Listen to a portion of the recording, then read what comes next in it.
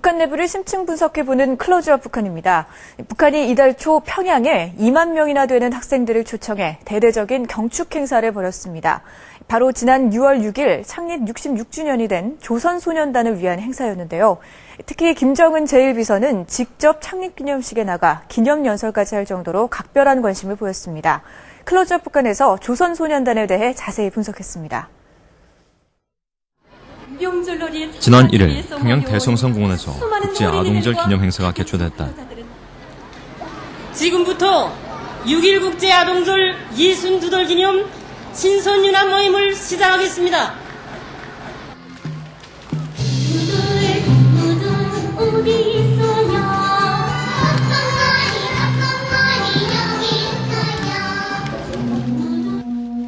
아이들의 단체 율동으로 시작된 행사는 장기자랑과 체육대회로 이어졌다.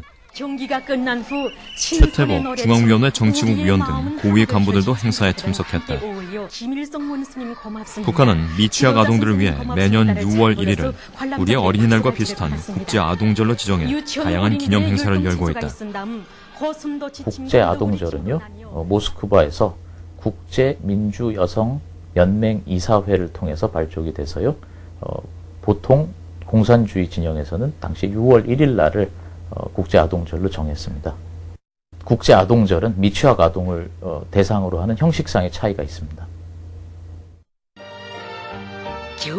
국제아동절 이틀 후인 지난 3일 북한 전역에서 온 학생들이 숙소 평양에 도착했다.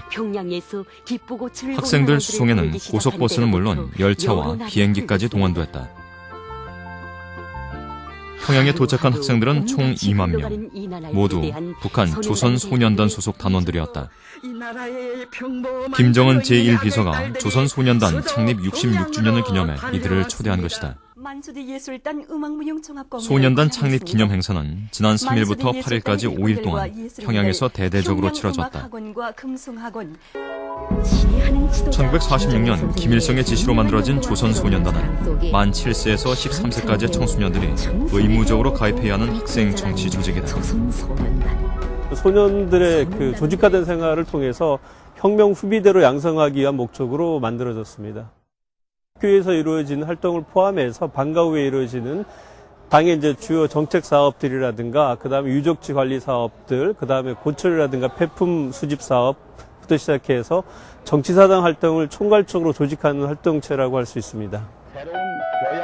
북한 어린이들은 조선소년단을 통해 처음으로 조직 생활을 시작한다.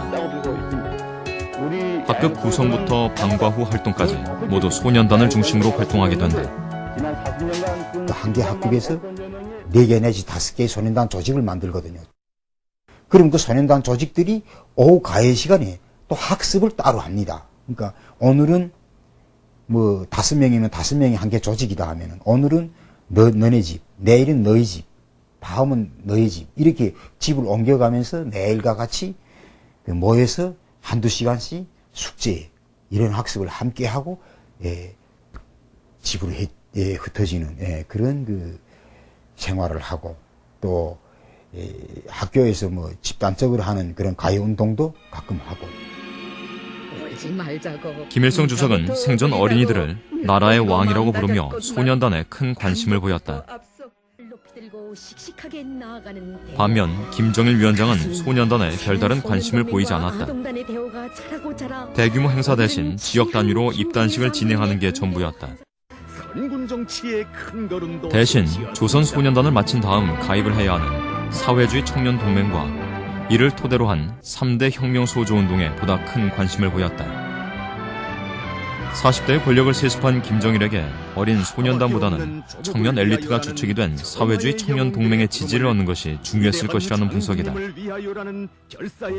소조는 나이대에서는 젊은 세대라고 볼 수가 없습니다. 3대 혁명소조는 굉장히 여러 층을 해서, 그렇지만은 그것이 나중에 김정일 시대가 집권을 하게 됐을 경우에는 자신의 지지 기반으로서 그 세력을 다했었거든요. 본인과 같이 활동하는 세대가 본인의 세대보다 젊은 세대가 있을 때만 그 젊은 세대가 이제 혁명의 전이라든가 그런 식으로 자신의 지지 기반이 미래의 지지 기반이 될 수 있다는 그런 판단 하에서 진행한 것으로 볼 수 있습니다. 아버지와 달리 김정은이 조선소년단 활동에 큰 관심을 보이고 있는 것은 할아버지 김일성 따라하기 측면이 강한 것으로 보인다. 1994년 사망 직전까지 조선소년단 창립 행사를 챙겼던 할아버지를 따라함으로써 어린이까지 챙기는 지도자라는 이미지를 굳히려 한다는 분석이다. 나아가 미래의 지지 기반이라는 차원에서 청소년으로 구성된 조선소년단의 충성심을 일찍부터 고취시키기 위한 것이라는 분석도 제기되고 있다. 과거 김정일 국방위원장이 이제 그 사회주의 청년동맹을 중심으로 해서 어떤 새로운 사회의 변혁을 일으켰다면은 김정은으로서는 아무래도 아직 나이가 젊기 때문에 이 소년단부터 시작해서 새로운 세대의 충성 동의를 키워나가고자 하는 목적이 많은 것으로 판단하고 있습니다. 북한 당국이 대규모 기념 행사를 치르며 조선소년단을 대대적으로 부각시키기는 했지만 실제로 북한 청소년의 생활이 획기적으로 개선되는 것은 쉽지 않아 보인다.